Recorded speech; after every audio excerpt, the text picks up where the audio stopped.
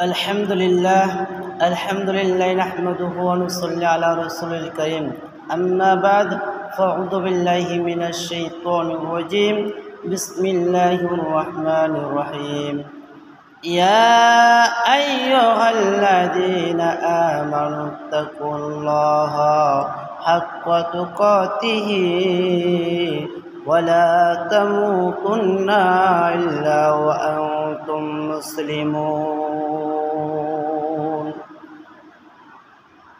وقال رسول الله صلى الله عليه وسلم المسلم من سلم المسلمون من لساني ويدي আল্লাহ তাআলা কোরআন কারীমের মধ্যে বলতেছেন, হে ঈমানদারগণ, তোমরা আমাকে ভয় করো, পরিপূর্ণ মুসলমান না হইয়া তোমরা মৃত্যুবরণ করিও না।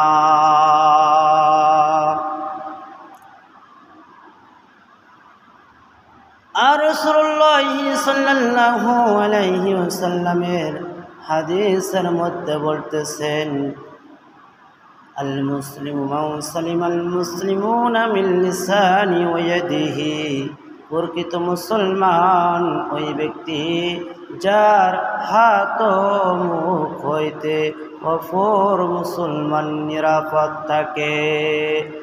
আমার মুসলমান বাবাজিদেরকে আমি বলে দেব, আল্লাহ তাআলার সকল নরনারী মুসলমানদেরকে বলবো, সর্বহালতে সর্ব অবস্থায় যেন আমাদের দ্বারায় অন্য কোনো মুসলমান ভাই যেন কষ্ট না পায়। তাহলে আমি যদি কষ্ট পাই তাহলে আমি পরিপূর্ণ মুসলমান হইতে পারবো না।